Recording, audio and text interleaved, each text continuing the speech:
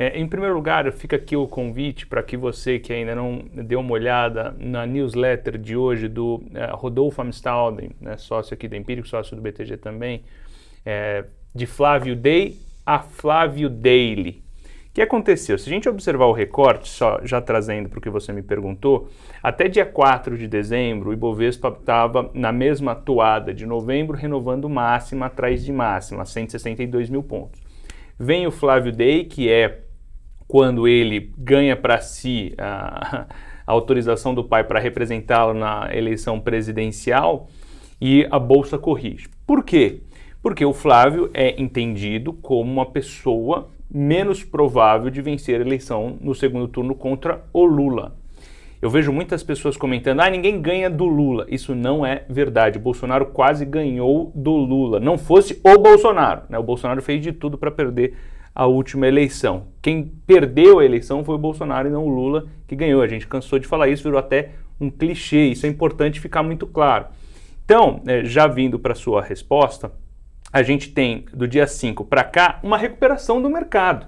A gente voltou a ver o mercado até o final da semana passada, início da semana, voltar aos 162 mil pontos. Daí veio um balde de novo de água fria, que é uma materialização natural. O que aconteceu ontem foi natural, porque ele foi a primeira pesquisa desde a notícia em que ele seria o representante do pai. Pelo menos no curto prazo é isso que nós temos. E claro que a ala bolsonarista, que ela é entre 10% e 15% da população do eleitorado, mas que é muito escandalosa e por isso parece ser muito maior do que de fato ele impulsiona a candidatura dele, porque é mais engajado, tem um movimento político que não é mais o que era no passado, mas que ainda é forte naturalmente, que coloca ele como o candidato principal da oposição hoje. Então você voltou a ter. Então qual é a ideia da newsletter do Rodolfo que eu recomendei? Você teve o choque e a partir daqui até o final de março a gente vai ter isso com certa recorrência. Porque a gente está ainda na janela de definição de candidatura, tá certo? Quem vai sair para Senado, quem vai sair para governo e quem vai sair para presidente, pessoal. A candidatura do Flávio ganhou força, sem dúvida, mas ela ainda é certa, 100% de certeza? Não. Tá bom? Não é. Tem muita água para passar por debaixo dessa ponte. Hoje ele é. Então a gente precisa trabalhar com o que nós temos na mesa. Tendo o Flávio, isso é uma crítica que eu poderia ter à pesquisa que foi antecipada da Quest, o cenário que ela coloca para Flávio e Tarcísio, um competindo com o outro, não faz sentido. Não era essa a pergunta que ela devia ter feito. Me parece fazer mais sentido a pergunta que foi feita na Real Time Big Data, divulgada hoje mais cedo, que é: como fica sem o Flávio só com o Tarcísio, como fica sem o Tarcísio só com o Flávio. Essa é a dinâmica.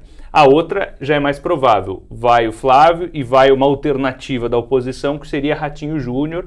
Daí você tem Zema, Caiado, que poderiam compor ali uma candidatura única entre eles. De resto, a gente tem o Flávio apenas. E qual é o grande lance aqui?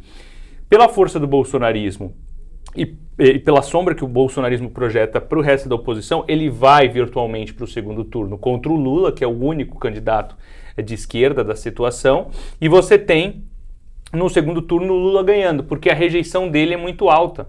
A própria pesquisa Genial Quest mostra que mais de 60% do eleitorado, 62%, falam que não votariam dele de jeito nenhum. Basicamente, ele herda a rejeição do pai. E, consequentemente, ele perde a eleição. É natural que ele chegue... Por isso que eu não gosto muito dessa imagem. Eu não sei se você tem também uma arte com a rejeição, mas essa arte em si, ela nos diz muito pouco ainda.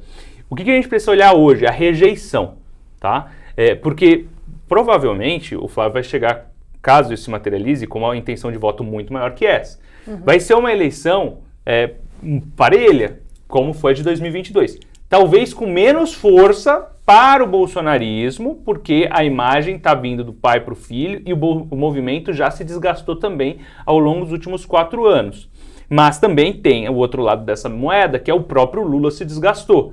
Então fica uma dinâmica de eleição apertada. Mas pela rejeição ao bolsonarismo, ao mesmo tempo em que a gente observa que outros candidatos mais competitivos teriam mais força, a candidatura do Flávio caminha para uma não vitória, uma derrota. E é isso que o mercado está colocando no preço, tá certo? São cenários e probabilidades associadas. Se alguém chegar aí para você, eu cravo esse cenário, não acredite. Não acredite quem usa a terminologia cravo, cravar, né? Assim, são cenários e probabilidades associados, pessoal. E o cenário hoje que se tem mais provável é a candidatura do Flávio saindo e ele perdendo o segundo turno. Por que eu falo que tem muita água para rolar ainda por debaixo dessa ponte? Porque há 10 dias a gente estava na mesma situação de que o Flávio vai ser o candidato e depois a gente já voltou vai ter alternativa ao Flávio. Então vai ficar nesse vai e vem até março, por que eu falo março? Porque o início de abril é quando a gente tem o período de descompatibilização, em que a gente vai ver se o Tarcísio vai ficar ou vai sair, se a gente vai ver, e hoje ele tem tudo para ficar, porque ele tem uma reeleição garantida, e o bolsonarismo erra muito ao atacar o Tarcísio, tá? Erra muito, porque eles precisam do estado de São Paulo. O Bolsonaro não perdeu pelo Nordeste a última eleição. Aliás, a eleição do Bolsonaro no Nordeste em 2022 foi melhor que em 2018. O Bolsonaro perdeu pelo Sudeste. E se eles começarem a atacar o governador que está saindo para a candidatura de reeleição no estado de São Paulo e perder eleitorado dele, não ter ele como cabo eleitoral no estado, ele prejudica a candidatura do Flávio. Então o bolsonarismo, como normalmente faz em termos de estratégia política, erra muito gravemente. Então aqui você tem uma situação na qual a reeleição do presidente Lula se tornou mais provável e como consequência disso você tem uma menor chance de alternância de política econômica em 2027 e consequentemente, por mais que o ajuste fiscal seja inevitável, né, ele seria feito com menor convicção, mais como um puxadinho, uma gambiarra que a gente já viu muito nesses 2 anos e 11 meses de governo Lula 3. E, consequentemente, não solucionaria estruturalmente o problema fiscal. E daí a gente teria pressão sobre a curva de juros que a gente já vê, que é insustentável isso. E daí a gente teria mais um processo de correção aos modos que a gente teve no final do ano passado. Então o mercado vai ficar oscilando nesses cenários, né, até lá. Cenários possíveis, né, até março, há uma composição na qual você viabiliza uma candidatura. Hoje, qual é o cenário principal? Né? O Flávio vai como candidato da oposição, ele chega ao segundo turno, ele agrega votos da oposição, mas perde o segundo turno, aos modos do que o pai fez em 2022. 2 cenários alternativos, porque tem muita coisa para acontecer. Até lá, em muitas pesquisas e muita coisa para acontecer, amadurecer, choques que a gente nem sabe o que vai acontecer ainda bem acontecem. Enfim, até março a gente pode ter a viabilização... Opa, meu relógio falando comigo. A viabilização de uma candidatura alternativa. Ele compõe como vice ou compõe como apoio, porque ele também tem a perder. Se ele for para uma candidatura que está aos modos que a gente tem de rejeição fadada ao fracasso, ele perde a cadeira de Senado dele, que ele tem garantida. Né? E daí ele fica exposto. Se o bolsonarismo fala que há uma perseguição contra eles, me parece uma estratégia equivocada deixar outro membro da família exposto. Tá? E também me parece uma estratégia equivocada colocar alguém que pudesse levantar uma bandeira pró saída do Bolsonaro da prisão quando chegar na presidência, qualquer coisa do indulto, enfim. Se é uma candidatura mais fraca, é isso que eles estão colocando. Então eles estão arriscando mais 4 anos de desgaste. A gente viu como o bolsonarismo se desgastou ao longo dos últimos 3 anos quase, né? Imagina isso para frente. Seria a mesma coisa, piorado. Então eles estão fazendo isso para manter a liderança da família no campo da direita. É uma estratégia que eles podem adotar, mas é uma estratégia extremamente arriscada, sendo que eles poderiam ter algum acordo com alguém mais viável, competitivo, com rejeição menor, tá certo? E quando eu digo a competitividade, é o potencial. Vou dar um exemplo. O próprio Tarcísio, ele tem uma rejeição, ainda que elevada, porque ele é mais conhecido, mais baixa que a do Flávio e menor que a do Lula. Então ele é mais competitivo e ele tem ainda um gap de potencial de conhecimento que isso só vai se materializar quando entrar na campanha. Quem define a eleição não é a minoria escandalosa. Quem define a eleição é a minoria silenciosa. Né? A minoria silenciosa é um termo cunhado na década de 70 nos Estados Unidos, durante a eleição de Richard Nixon, que o elegeu. Ele retratava justamente o pessoal que não se engaja na política.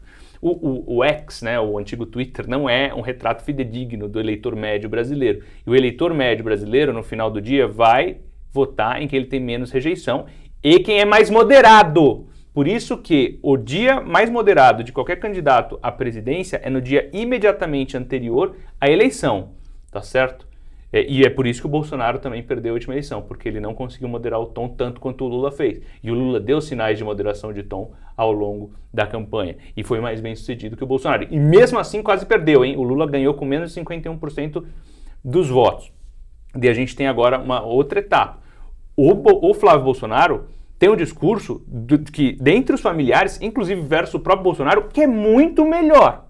Ele se vende como o Bolsonaro moderado. Tá certo? Esse é o discurso mesmo. De quem toma vacina, né? Que quem toma vacina. Esse é o discurso, tá certo? E vem aqui na Faria Lima, fala o discurso do Paulo Guedes, etc. Esse é o discurso. Só que a dúvida é, esse discurso vai convencer o resto do eleitorado, sendo que ele tem 60% de rejeição? Dificilmente. Porque é rígido, da mesma maneira que a rejeição do Lula é rígida. Eu falava isso aqui. Né? A gente viu aquele rally dado pelo Eduardo Bolsonaro para o Lula, que subiu no palanque da soberania nacional de julho a outubro, né? Por mais que ele tenha ganhado popularidade na margem, a rejeição do cara continua elevada e rígida. Esse é o Lula. O bolsonarismo tem a mesma coisa. Só que você tem tanto no lulismo como no bolsonarismo, e note, as mesmas pesquisas que a gente está citando aqui, elas mostram que a maior parte da população quer alguém que não seja Lula ou Bolsonaro. Querem, mas são obrigados a escolher. Porque quem chega no segundo turno é alguém com essa base de apoio. E daí vira rejeição. E daí depois reclama que isentão e não sei o quê. E na verdade não, cara, não é esse o problema. O problema é que você está colocando uma pessoa com quem ainda nem começou a pensar na eleição. E quando ela começar a pensar na eleição, ela vai pelo recall. Daí pelo recall vai ter o nome do Bolsonaro, vai ter o nome do Lula, e o cara vai de novo emular a rejeição dele. Tá certo? E vai assim. Então vai ser uma eleição apertada. A intenção de voto ali provavelmente vai ser maior para o Flávio, né? O Flávio vai conseguir voto, o Flávio vai conseguir reduzir a rejeição dele, só que é um desafio gigantesco reduzir a rejeição a ponto de conseguir tornar viável a candidatura. Por isso tem uma chance, inclusive, de ocorrer algum convencimento. E por que eu digo isso? A gente viu esse movimento já acontecendo do dia 5 até o dia 15. E daí do dia 16 para o dia 17 mudou tudo de novo. Do dia 17 até o dia 5 de janeiro pode mudar tudo de novo. Talvez agora dê uma paralisada, né, em Brasília, etc. Mas depois você vai ter uma janela ali de metade de janeiro até o Carnaval e depois do Carnaval até o final de março para que esse diálogo político aconteça, né, propositivamente. E daí você tem os outros dois cenários alternativos, que é alguma alternativa ao Flávio ser composta por ele, como ele é dentre os familiares, e é até curioso, né, que eu vejo dentro da ala bolsonarista uma argumentação no sentido de que quando o Bolsonaro fazia acordos com personalidades do Centrão, ele estava tentando governar. Quando o Tarcísio assim dialoga, não, ele está sujeito ao Centrão. Me parece um discurso cínico e hipócrita, não? E daí você tem também uma segunda leitura, que é o próprio Flávio Bolsonaro, ele se coloca como a pessoa de melhor articulação política dentro da família, ou seja, ele sabe como trafegar dentro do próprio Centrão. E agora pode. Não é estranha a argumentação? Me parece estranha. Então você tem a chance de uma viabilidade de uma candidatura alternativa e também tem a terceira chance, que é você ver pela rejeição no segundo turno, a candidatura alternativa de oposição, caso ela se viabilize, fazer uma chapa Ratinho e Zema, com o apoio do Caiado, e você consegue ter virtualmente, pelo menos, alguma chance de chegar ao segundo turno. Porque o Flávio Bolsonaro, ele deverá ter, num primeiro turno, não acredito que seja menos de 20%, deverá ter mais. Se alguém conseguir bater esses 20%, daí dependendo de como for o rally até a eleição, né, ele ganha cada vez mais espaço, cada vez mais espaço, cada vez mais espaço. Essa candidatura tem isso, só que ela tem o problema do segundo turno, é o grande desafio dele. Ele tem o discurso correto, né? Ele tem o discurso correto, que é o cara moderado, ele é o cara que vai tentar fazer do ponto de vista econômico diferente do Lula. Então ele tem o discurso que pode agradar os empresários, ele tem o discurso que pode, que eu acredito que ele faça as reformas, né? O problema é que os agentes financeiros não acreditam. E daí é isso que está indo no preço. E vai ficar essa volatilidade até o dia da eleição.